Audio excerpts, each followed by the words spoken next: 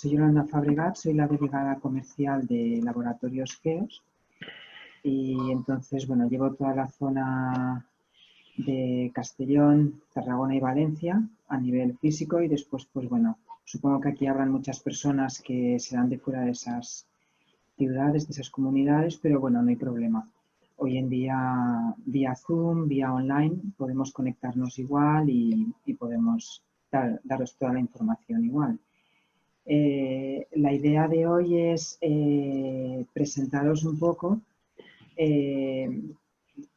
para qué nos va a servir un análisis mineral de cabello, toda la información que podemos sacar del análisis y a partir de toda esa información cómo podemos trabajarlo y cómo nos puede ayudar, sobre todo en consulta, para complementar pues, todo lo que estéis haciendo en vuestra consulta, que podáis complementarlo y que podáis ofrecer un mejor servicio a los clientes. Entonces ahora Jesús, que es el director general de GEOS, os explicará, él es el profesor y el experto en análisis mineral del cabello, mineralograma, y os explicará un poco cómo funciona. Entonces, nada, ya os paso con Jesús. Muy bien, gracias, Yolanda. Pues buenas tardes y gracias por interesaros por el argumento que queremos tratar esta tarde.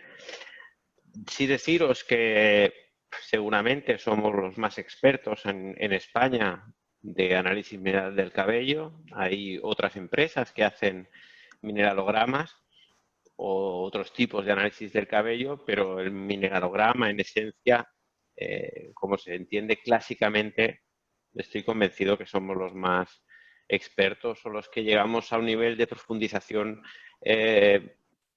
mayor en España, por lo menos.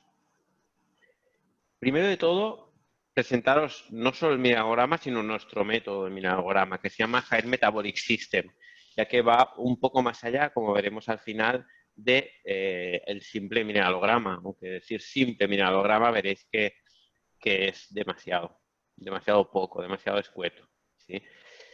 Un mineralograma nos tiene que permitir, o nos permite, trabajar en un contexto. Este contexto es el de la medicina funcional.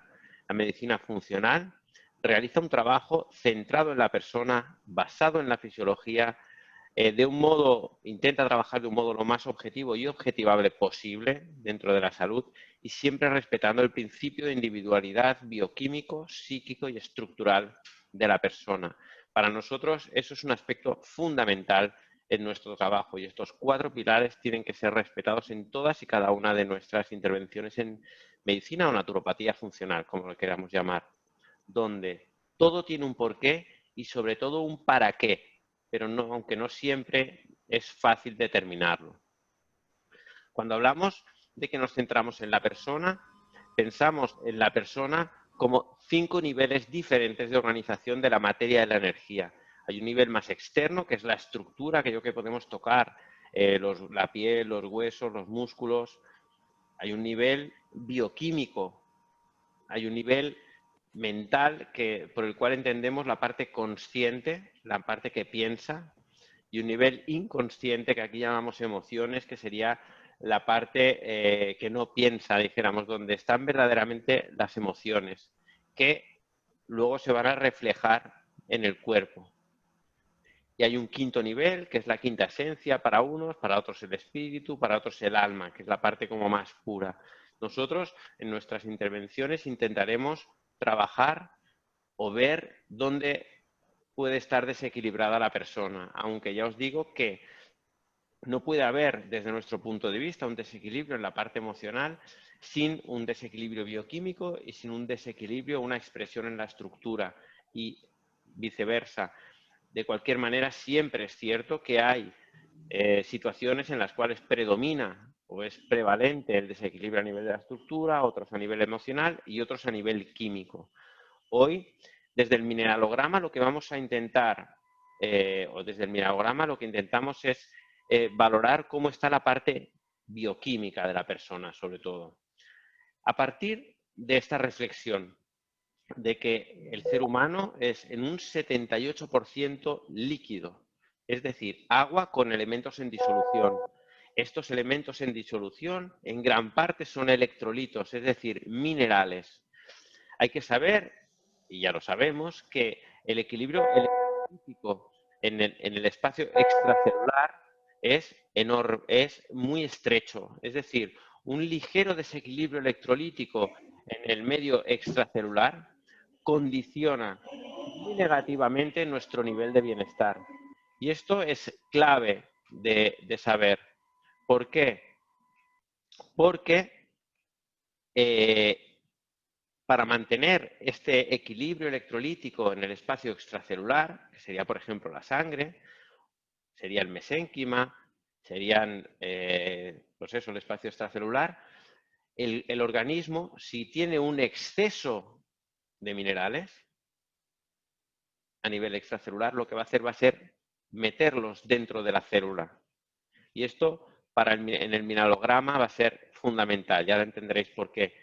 Igualmente, si hay un déficit de un mineral en el espacio extracelular, déficit de mineral para mantener ese equilibrio electrolítico, va a salir el mineral de dentro de la célula para mantener ese equilibrio. Al final, se va a tratar de mantener ese concepto de homeostasis, que no es otra cosa que equilibrio en ese medio extracelular, pero también en el medio intracelular, lo que va a ser un reflejo o va a expresar ese nivel de equilibrio, ese nivel de homeostasis, el bienestar de la persona. Cualquier padecimiento a nivel de salud expresa en mayor o menor medida un desequilibrio a nivel extracelular, si hablamos de enfermedad, o a nivel intracelular, si hablamos de disfunción, que sería el estado previo a la enfermedad. Sabemos que al final todo el sistema, todo el organismo se ordena para mantener el equilibrio frente a solicitudes del medio externo, pero también del medio interno. Al final es una parte del cerebro la que va a determinar si en un momento dado el sistema tiene que desequilibrarse en la dirección de producir energía para luchar o huir, o por el contrario puede mantenerse en reposo para regenerarse, para repararse. Esta primera respuesta la va a mantener el sistema neurovegetativo. Este sistema neurovegetativo es el responsable de mantener o hacer que todos los órganos y sistemas del organismo trabajen en una misma dirección, habiendo, como he dicho, dos direcciones posibles. Producir energía para luchar o huir, enfrentarnos a un estrés, o, por el contrario, no hace falta luchar o huir, por lo tanto, podemos regenerarnos, podemos repararnos. Esta respuesta frente a un estímulo de estrés está diseñada para sobrevivir. Está diseñada para hacer frente a un peligro vital. Y por lo tanto es súper eficiente un tiempo aproximado de 72 horas, más allá del cual el sistema hormonal va a tener que desequilibrarse si el cerebro sigue entendiendo que hay que seguir dando o manteniendo esa respuesta de estrés. Y más allá de 9 meses, el sistema inmunitario va a ser el que se desequilibre para mantener esa respuesta de estrés, ayudando al sistema hormonal y al sistema neurovegetativo. ¿Esto por qué es tan importante? Porque en el mineralograma una de las primeras informaciones que vamos a tener es cuál es el equilibrio de ese sistema neurovegetativo, sobre el desequilibrio del sistema neurovegetativo se van a sentar todas las enfermedades, sea en una dirección o sea en otra, porque también puede haber un exceso de reposo, de fase de agotamiento, por decirlo de alguna manera. Básicamente, sabemos que el bienestar, que la homeostasis, que la salud, al final depende del equilibrio entre la capacidad de producir energía y la capacidad de desintoxicar. Si la situación a nivel del espacio extracelular está muy cargado, está muy tóxico, la información, los nutrientes van a llegar a las células con mucha dificultad, como si quisiéramos atravesar esta calle de Bombay. Y nuestra sensación inevitablemente va a ser de enfermedad o de agotamiento. Sin embargo, si nuestra matriz extracelular está limpia, la información, los nutrientes van a llegar a nuestras células con mucha facilidad, como por este camino. E inevitablemente nuestra sensación va a ser de bienestar, como expresa la imagen. Sabemos que la capacidad de producir energía depende fundamentalmente de la eficiencia de las hormonas tiroideas, de la eficiencia de las hormonas suprarrenales y del estrés oxidativo que va a condicionar el bienestar de un orgánulo intracelular, donde se acaba produciendo la energía que son las mitocondrias. Mientras que nuestra capacidad de desintoxicar va a depender de nuestro potencial antioxidante, de nuestro equilibrio ácido-base y del bienestar de nuestros emuntorios, principalmente el hígado y el riñón. El hígado, responsable de desintoxicar toxinas pesadas liposolubles, ayudado para ello por la piel, y el riñón, ayudado para eliminar las toxinas hidrosolubles o ácidas, por el pulmón y el estómago. Y toda esta información la vamos a poder tener del mineralograma, o la vamos a obtener a partir del mineralograma. Aunque para respetar la individualidad tenemos que saber que todos somos diferentes y que nuestro ciclo circadiano puede variar de una persona a otra, en función sobre todo del tejido embrionario que predomina. Este capítulo es un poco aparte del mineralograma, no va a ser lo mismo el resultado de un mineralograma, un resultado X, ¿sí? Si tenemos delante a Sancho Panza o si tenemos delante a Don Quijote. El mismo mineralograma va a tener repercusiones diferentes, el mismo resultado va a tener repercusiones diferentes. Por eso, a pesar de que el mineralograma va a ser un resultado que lo vamos a analizar independientemente, siempre tenemos que tener, para respetar los principios de la medicina funcional, el respeto a la individualidad, y la biotipología de pertenencia va a ser un aspecto clave para respetar esa individualidad. Al final, de 3 tejidos embrionarios que tenemos, endodermo, ectodermo y mesodermo, aparecen millones de combinaciones que somos los seres humanos, como sucede con los colores y el Pantone. No va a ser lo mismo si tenemos delante a un elemento fosfórico que va a tener unas características, por ejemplo, de debilidad suprarrenal y fortaleza tiroidea, que si tenemos delante a un individuo carbónico que tiene unas tiroides débiles y unas suprarrenales fuertes. Pero todo eso es un capítulo muy extenso. Cuando hablamos de producir energía, hablamos de metabolismo. El metabolismo son todas aquellas reacciones químicas que, como vemos en la imagen, tienen como objetivo transformar los nutrientes arriba, macronutrientes, proteínas, carbohidratos y grasas, en energía, en ATP y residuos, que son CO2, agua, urea, etcétera, y cuerpos cetónicos. Pero vemos en rojo cómo para llevar a cabo todas estas reacciones químicas, los minerales son unos elementos indispensables para mantener la vida. Al final, cientos de miles de reacciones químicas que suceden en nuestro organismo en cada momento, ¿sí?, dependen de la presencia de estos minerales. ¿Esto cómo puede ser? ¿Cómo podemos ser tan dependientes de los minerales? Porque al final somos la evolución, el culmen de un proceso evolutivo sobre la Tierra que inició con los minerales. Lo primero que había era el reino mineral. Reino mineral que no tenemos que imaginarlo como piedras, tenemos que imaginarlo como elementos con sus cargas eléctricas, que por unas son positivas, otras son negativas, que por atracción y repulsión se empezaron a mover y al final concluyeron en el reino vegetal, que es el primer reino vivo.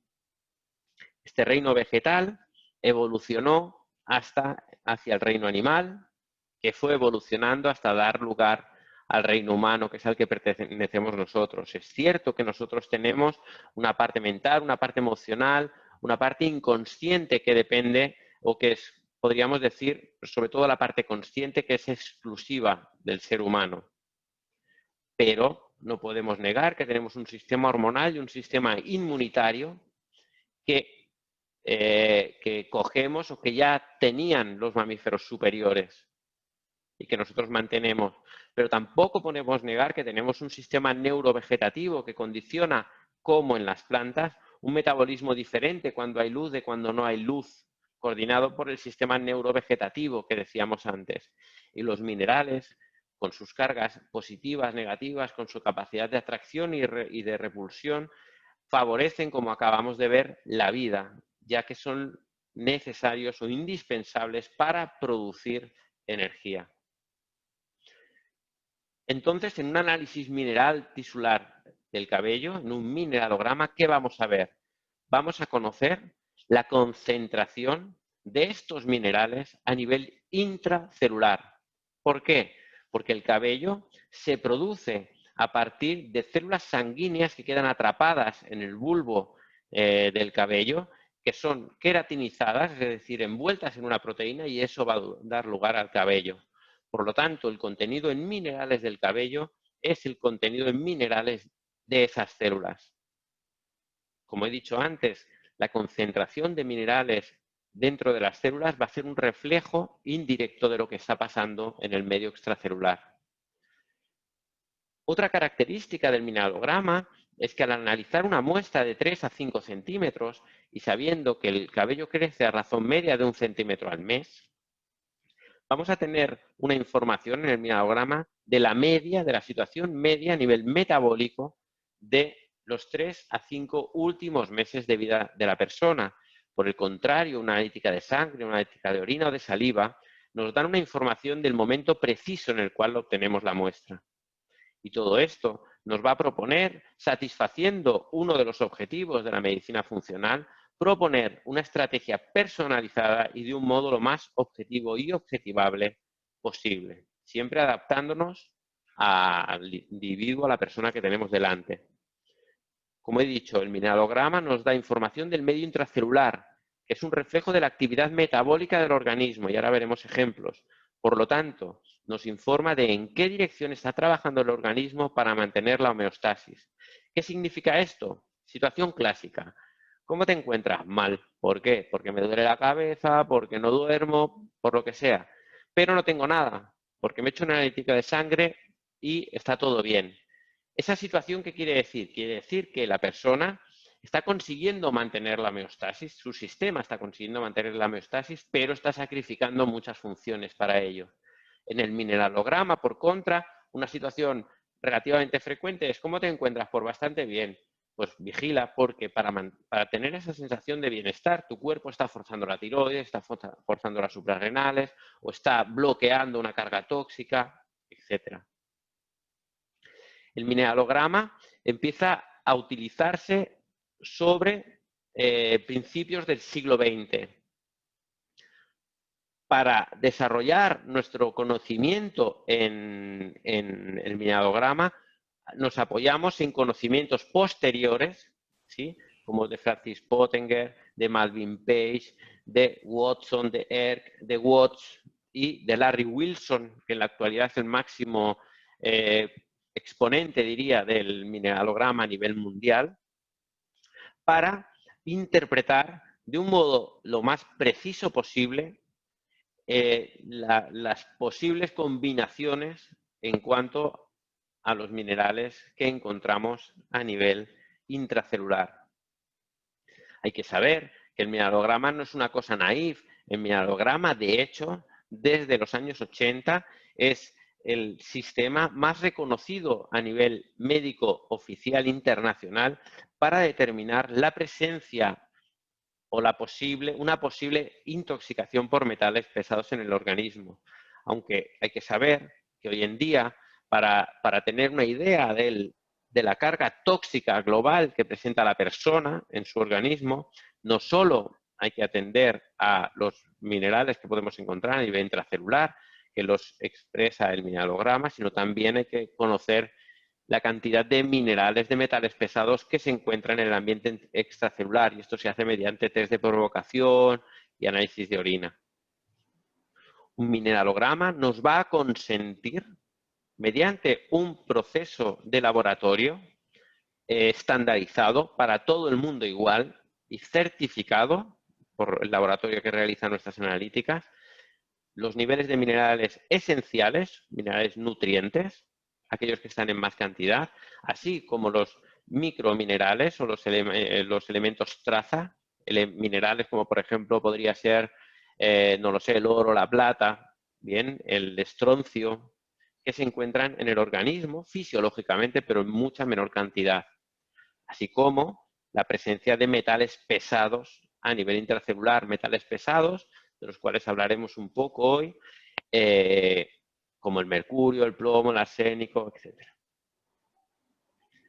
Como os he dicho, el mineralograma es un análisis de laboratorio, que lo que hace es quemar, por decir de alguna manera, el pelo, entre comillas, para convertirlo en un plasma que va a interpretar un espectrofotómetro. Un espectrofotómetro analiza plasma. ¿Qué es un plasma? Un plasma es un gas con elementos en suspensión. En este caso, después de destruir, de digerir y de quemar la materia orgánica del pelo, lo que queda es lo puro, como decía Paracelso, lo que queda son los minerales. Entonces, a partir de ahí podemos conocer la concentración de minerales a nivel intracelular. ¿Y qué nos va a permitir conocer y analizar en profundidad la concentración de minerales a nivel intracelular? Pues todo esto y alguna cosa más. Nos va a permitir conocer la tipología metabólica. Nos va a permitir saber cómo se está adaptando el individuo al estrés de sus últimos meses de vida. Nos va a permitir conocer el estado de minerales nutrientes, adicionales y de metales pesados, así como la relación entre metales pesados y minerales nutrientes. Y sobre todo, el aspecto más importante del cual nosotros extraemos más información, las proporciones que se establecen entre minerales nutrientes, que van a reflejar el metabolismo de la persona. Hay patrones especiales, tenemos una información indirecta del sistema digestivo, del aparato locomotor y del aspecto emocional de la persona. ¿Cómo podemos saber cómo está funcionando el metabolismo de la persona a partir de conocer la concentración de minerales a nivel intracelular? Pues fácil, relativamente. ¿Por qué? Porque sabemos, o se sabe, y de hecho esto lo sabe todo el mundo, que cuando hay un predominio de las glándulas hormonales que se activan frente al estrés, suprarrenales, tiroides, hipófisis anterior, el cuerpo va a ahorrar a nivel renal, y eso se va a expresar a nivel intracelular, fósforo, sodio y potasio, y va a eliminar calcio y magnesio. Por este motivo, fósforo, sodio y potasio se consideran minerales activadores, mientras que el cuerpo va a eliminar sodio y potasio cuando hay un predominio de aquellas glándulas hormonales que gestionan, dijéramos, la parasimpaticotonía, la calma, o cuando estamos en fase de agotamiento, que son el páncreas, la paratiroides y la hipófisis posterior, cuya acción predominante va a favorecer la retención de calcio y magnesio. Por eso calcio y magnesio se consideran minerales sedantes. Hay una proporción, que es la proporción que se establece a nivel intracelular entre el calcio y el fósforo, cuyo valor ideal es 2,6, bien, que expresa cuál es el predominio vegetativo de la persona. Si está por encima, hablaremos de un predominio parasimpático. Si está por debajo de ese valor ideal de 2,6, hablaremos de un predominio vegetativo simpático. Con todo lo que ello significa.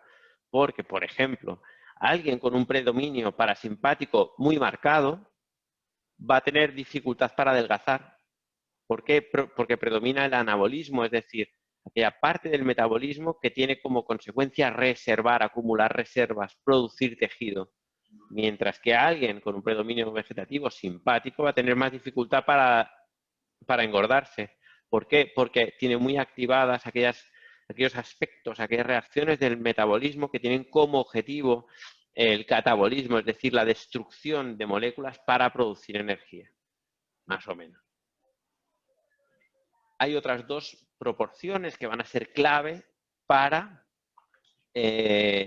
entender cuál es la velocidad de oxidación, cuál es el estado metabólico de la persona, que son calcio-potasio, que va a hablar de la eficiencia de la hormona tiroidea a nivel celular, y sodio-magnesio, que va a hablar de la función suprarrenal. Todo esto, explicado así de rápido, es una locura para vosotros. Si os gusta el argumento, ya os indico que el 3 de octubre organizamos un curso y con Yolanda os podéis informar de cómo asistir a ese curso, etcétera. Ahí se tiene el tiempo para poder metabolizar, aprovechando de lo que estamos hablando, toda esta información y poderla hacer útil en vuestra consulta, en vuestro día a día. Se establecen 8 grupos metabólicos, 4 de predominio parasimpático, 4 de predominio simpático. ¿Cómo podemos saber cómo se está adaptando el individuo al estrés? Básicamente tenemos que saber que hay como 3 fases de adaptación al estrés que definió Selye. Una fase de alarma, en la cual hay una hiperactividad tiroidea y suprarrenal. Una segunda fase de resistencia y una tercera fase de que se conoce como agotamiento. En esta tercera fase van a predominar aquellos minerales sedantes, calcio y magnesio. En la fase de resistencia se equilibran los 4 minerales principales, calcio, magnesio, sodio y potasio. Y en la fase de alarma van a predominar aquellos minerales activadores, sodio y potasio. Esto sería la gráfica de los minerales nutrientes. Aquí vemos calcio, magnesio, sodio y potasio, que han de interpretarse, como acabamos de ver, para expresar o expresan a nivel intracelular en cómo está gestionando o en qué fase de estrés se encuentra la persona. Luego tenemos cobre, zinc, hierro, minerales que tienen mucho que ver con la producción de enzimas antioxidantes, que tienen mucho que ver con el estómago junto al manganeso y al cromo. El fósforo, que tiene que ver con el catabolismo proteico, el selenio como antioxidante, como quelador de metales pesados, como activador de la función tiroidea, no lo sé, el germanio como antioxidante, el vanadio, que tiene que ver con la regulación de los azúcares. Insisto que es demasiada información para esta breve presentación. Luego hay minerales adicionales de los cuales sabemos mucho menos, pero no sé, por ejemplo, podemos deciros que oro y plata, junto con el cobre, tienen que ver con la función inmunitaria. Si vemos que cobre, oro y plata están bajos, nos va a orientar el mineralograma hacia el sistema inmunitario. Entonces tenemos que dirigir nuestro cuestionario a la persona en esa dirección. Los metales pesados, que no son pesados porque hablen mucho, son pesados como yo, sino que son pesados porque tienen una densidad demasiado alta para tener una función biológica, pero que compiten por afinidad electroquímica con diferentes minerales nutrientes. De este modo, el aluminio compite con el boro, compite con el calcio, compite con el manganeso, minerales a los cuales se encuentra muy cerca dentro de la tabla periódica, o el arsénico con el fósforo, como vemos aquí. Pero bueno, todo esto es un poco complicado. En nuestro mineralograma, que como os he dicho, se llama HMS, High Metabolic System, este aspecto de los metales pesados se evidencia en una triple gráfica. En una primera gráfica vemos la concentración de cada uno de estos metales pesados, pudiendo determinar una posible intoxicación si el valor de alguno de estos minerales pasa a la zona naranja o a la zona roja. En ese caso, nos orienta hacia una necesidad de quelar esos metales pesados. En una segunda gráfica vemos la carga tóxica global de la persona. Y si es superior a 2, nos va a orientar hacia la necesidad de favorecer la desintoxicación hepática, favorecer al hígado para desintoxicar. ¿Cómo sería este caso? ¿Veis? A partir de aquí, también valoramos cómo interfieren esos metales tóxicos o metales pesados a los minerales nutrientes con los que compiten. Porque como hemos visto, por afinidad electroquímica y otros mecanismos, un metal pesado, por ejemplo, el mercurio compite con el hierro. Entonces, esto puede determinar que a pesar de que yo tenga unos niveles normales de hierro, la biodisponibilidad de ese hierro comprometida por los niveles de mercurio sea insuficiente, como vemos aquí. ¿Veis? Los niveles de mercurio en la tercera fila hacen que los niveles de hierro sean muy poco disponibles. Entonces, la persona no tiene un déficit de hierro, aunque viva como en anemia, sino que tiene una pobre biodisponibilidad del hierro por un exceso de mercurio, muchas veces, otras veces por un déficit obvio de mercurio. Por eso hay que analizar caso a caso. Como os he dicho, el aspecto más importante para nosotros son estas 8 proporciones, de alguna de las cuales ya hemos hablado. Calcio-magnesio, es decir, la proporción que se establece entre el calcio y el magnesio intracelulares evidenciados en un mineralograma, ¿sí?, nos expresa cómo está gestionando la persona los azúcares, que hay una situación de insulinoresistencia, y cómo está funcionando, cuál es el nivel de actividad de la glándula paratiroides. Calcio-potasio habla del nivel de eficiencia de la hormona tiroidea a nivel celular. Calcio-fósforo, que ya hemos visto también, habla del equilibrio neurovegetativo. Zinc-cobre es la proporción del equilibrio entre los estrógenos más cobre dependientes y la testosterona o la progesterona en mujeres más zinc dependiente. Sodio-potasio es conocida como la proporción de la vitalidad, de la reactividad de la persona. Sodio-magnesio es la proporción de las suprarrenales. Hierro-cobre es la proporción de la anemia. Hay anemias ferropénicas y anemias cupropénicas. Y calcio-sodio es la proporción de la tensión arterial. Todo esto, insisto, tiene una explicación mucho mayor, o sea, es más larga. Pero esta es la esencia, no os he dicho ninguna mentira. Luego, con experiencia, ahí se establecen diferentes patrones especiales entre los 4 minerales principales. Este es uno de ellos. Se llama el patrón de los 4 altos. Calcio, magnesio, sodio y potasio, todos están en exceso. Una situación así se traduce en que la persona está viviendo como esta imagen, como vemos en esta imagen. Está resistiendo o soportando todo el peso del mundo sobre sus hombros. Y esto puede parecer etéreo, pero no te equivocas tanto, ya lo veréis. O esta otra situación se conoce como patrón en sierra o doble inversión. Veis que el calcio parece que vaya con el sodio, cuando uno es sedante y el otro es estimulante, y el magnesio con el potasio igualmente. Entonces, este patrón en sierra se traduce como un conflicto emocional la mayoría de veces. Entonces, tenemos que buscar la solución más hacia aquellos aspectos de carácter emocional que condicionan a la persona, más que no sobre los aspectos bioquímicos. Como os he dicho, el mineralograma también nos puede dar informaciones indirectas de cómo está funcionando el sistema digestivo. Por ejemplo, esta situación que es relativamente frecuente. Vemos que los niveles de cobre, zinc, hierro, manganeso y cromo son bajos en este mineralograma. Eso muchas veces expresa una situación en la cual el estómago no produce suficiente ácido clorhídrico durante la digestión.